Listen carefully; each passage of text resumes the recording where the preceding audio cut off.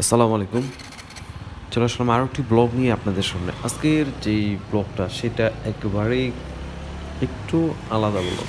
সেটা হইতেছে বাংলাদেশে তো আপনারা দেখছেনই অলরেডি রয়্যাল এনফিল্ড বাইকগুলো ডেলিভারি দেওয়া শুরু হয়ে গেছে।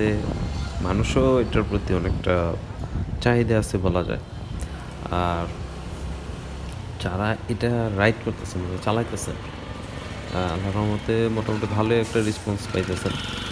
এখন কিছু কিছু কোম্পানি বলছিল বাংলাদেশে কিছু না, যেমন লবণ বলছিল যে বাংলাদেশে রয়্যাল এনফিল্ডের চলার মতো রাস্তা নেই বা চলবো না, আসবো না, এরকম কিছু। তো আসলে এটা একেবারে একটা মানে ভুল ধারণা, ভাঙ্গা টেঙ্গা সব কিছু চলে আসছে।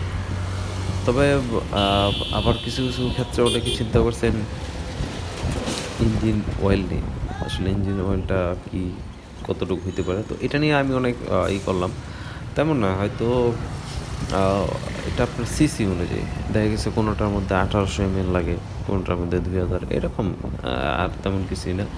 আর মাইলেজের ব্যাপারটা যদি বলি আপনাদেরকে, মাইলেজ যতটুকু আমি রিভিউ দেখলাম, মাইলেজের ব্যাপারটা হইতেছে ভালো একটা মাইলেজ পাওয়া যায় 350 সিসি বা 320 সিসি হিসাবে, বা 300 সিসি হিসাবে যে বাইকগুলো আছে খুবই সুন্দর মাইলেজ পাওয়া যায়। 28 থেকে 30-এর মধ্যে পাওয়া যায়, খারাপ না কিন্তু। 350 সিসি বা 300 সিসির বাইকে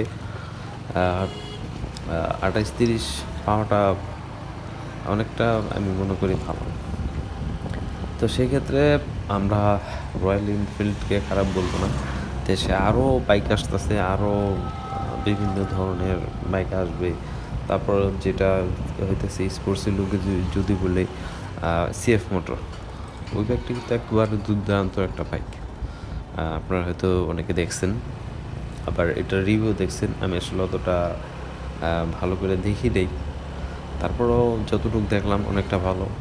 এখন টিভিএস কবে আসবে তার কোনো নির্দিষ্ট নেই, কিন্তু হর্নেট 2.0টা ওইটা আবার সুন্দর, বাংলাদেশে ভালোই একটা মার্কেট জমাই নিছে। ওই ব্যাগটা আমার কাছে ভালো লাগে, কারণ কমের মধ্যে অনেক কিছু আছে।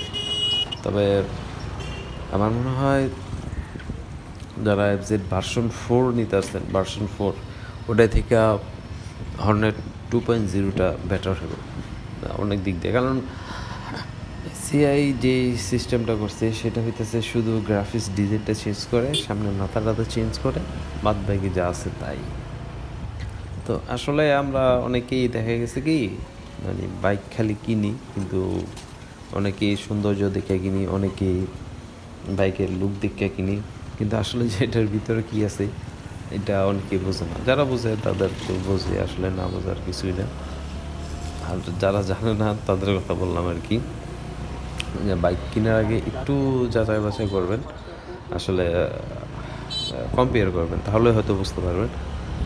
আর ব্লগগুলো মানে কীরকম যেন হইতেছে, ক্যামেরা সেট আপটা একেবারেই উল্টাপাল্টা হয়ে যেতেছে, ধরে একরকম আঁকাবাঁকা হয়ে যেতেছে, মানে স্ট্যান্ডটা একটু লুজ হয়ে গেছে, মানে পইরা ভেঙে গেছিলো এই অবস্থা, যেটা হ্যামলেটের সাথে ছিল। তো যাই হোক, অনেক কথা বললাম। যদি ভুল টুল হয়ে থাকে সকলকে আমার দৃষ্টি দেখবেন। আর একটু দেরি করে ব্লগ টলগ ছাড়ি, কারণ কোনো একটা তো বিষয় নিয়ে আপনাদের সাথে শেয়ার করা লাগবে, এই আর কি। তো ভালো থাকবেন, সুস্থ থাকবেন, আর নিরাপদে থাকবেন যেখানে থাকবেন। দেখা হচ্ছে আপনাদের সাথে যে কোনো পরবর্তী নতুন ব্লগ নিয়ে বা নতুন কিছু নিয়ে। বাইক সম্বন্ধে মোটামুটি সবাই জানেন, এমন না যেন আমার কাছ থেকে দেখতে হবে বা জানতে হবে, বা আমি যতটুকু বলি আমি কিন্তু অন্যজনের কাছ থেকে নিয়েই বলি। এখান থেকে বিদায় নিচ্ছি। আল্লাহ হাফেজ।